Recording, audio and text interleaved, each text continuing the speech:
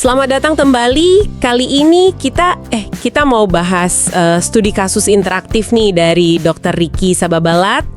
Fokusnya ke keluhan yang umum banget, mata merah tapi ada nyeri ringan. Sumbernya jelas ya dari data kasus dan analisis diagnosis beliau.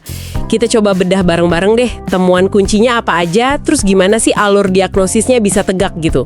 Betul sekali. Nanti kita lihat ya gimana detail-detail kecil yang mungkin kadang kelewat sama satu tes diagnostik sederhana. Ternyata itu penting banget perannya. Oke, langsung aja deh ke kasusnya. Ini ada pasien laki-laki umur 34 tahun, keluhannya mata merah, udah sekitar 5 harian gitu. 5 hari ya? Iya.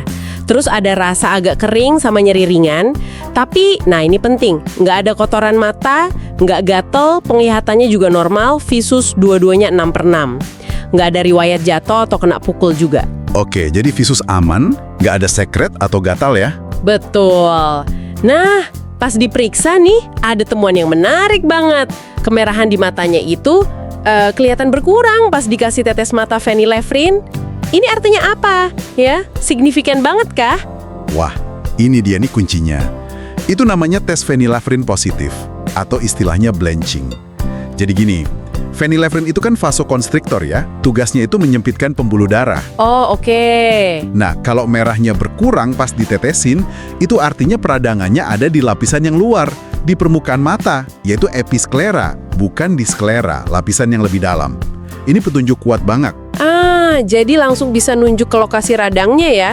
Kalau gitu pas kita lihat pilihan diagnosis di studi kasusnya ini, pantesan episkleritis skornya paling tinggi ya, 10/10. Kenapa ini bisa pas banget diagnosisnya? Iya, cocok sekali. Gejalanya kan pas semua tuh. Mata merah, nyeri ringan, visus normal, terus nggak ada kotoran atau gatal. Ditambah lagi, yang paling konfirmasi ya tes phenylephrine positif tadi. Jadi semua datanya kuat mengarah ke episkleritis. Terus kalau skleritis gimana? Skornya kan jauh ya, cuma 3/10. Padahal sama-sama bikin mata merah juga kan? Apa sih beda utamanya selain tes phenylephrine itu?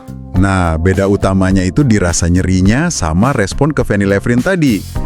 Kalau skleritis, nyerinya biasanya hebat banget. Sering digambarkan kayak ditusuk-tusuk gitu. Dan bisa nyebar ke sekitar mata, kepala. Waduh, serem juga ya? Iya, dan yang penting lagi, merah di skleritis itu nggak akan membaik kalau dikasih phenylephrine. Soalnya, radangnya di sklera, lebih dalam. Phenylephrine nggak ngefek ke situ. Kayak konjungtivitis skornya 2/10 atau perdarahan subkonjungtiva cuma 1/10.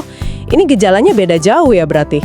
Betul, ini gejalanya cukup khas dan gampang dibedain sih mestinya. Kalau konjungtivitis kan biasanya ada kotoran mata ya, belekan gitu, atau gatalnya dominan banget. Di pasien ini kan nggak ada. Iya, nggak ada ya.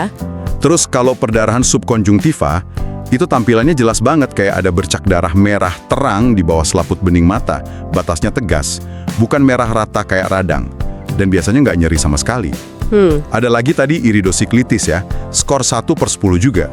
Nah kalau ini biasanya pasien ngeluh silau parah, fotofobia, terus bisa sampai nuruning tajam penglihatan. Di kasus ini kan nggak ada semua itu. Jadi bisa dibilang ya meskipun awalnya keluhannya kayak umum aja mata merah gitu, ternyata tes phenylephrine itu jadi pembeda yang krusial banget ya di kasus ini, terutama buat misahin sama skleritis yang lebih serius itu. Tepat sekali, itu dia poin pentingnya. Untuk kasus dengan gejala seperti ini, tes phenylephrine positif itu jadi faktor pembeda yang sangat signifikan antara episkleritis sama skleritis. Menarik sekali. Di studi kasus ini kan juga disebut ya kaitannya sama standar kompetensi dokter Indonesia SKDI 2024. Itu maksudnya gimana kalau buat episkleritis? Oh ya, betul. Jadi menurut SKDI 2024, episkleritis itu masuknya tingkat kompetensi 4. Artinya, dokter umum di layanan primer di puskesmas atau klinik itu diharapkan memang mampu mendiagnosis kasus kayak gini. Mendiagnosis dan melakukan penata laksanaan secara mandiri sampai tuntas. Jadi dianggap ini kondisi yang memang bisa dan seharusnya ditangani penuh di level layanan primer. Oke, jadi jelas ya setelah kita urai bareng-bareng data dan analisisnya, kesimpulan diagnosis akhir yang paling pas buat kasus ini ya episkleritis. Diskusi kita hari ini benar-benar nunjukin ya gimana pentingnya teliti waktu periksa dan paham diagnosis banding. Meskipun keluhannya kayaknya sepele, cuma mata merah. Tes sederhana kayak phenylephrine itu ternyata bisa jadi kunci banget. Iya, betul. Dan ini mungkin bisa jadi bahan renungan ya buat Anda semua. Seberapa sering sih dalam praktek kita sehari-hari, tes diagnostik yang simple, gampang, tapi tepat guna kayak gini, malah jadi pembeda penting antara diagnosis yang benar sama yang keliru. Terutama buat keluhan umum ya. Pengingat aja sih tentang kekuatan observasi klinis sama alat diagnostik sederhana yang kadang kita lupakan.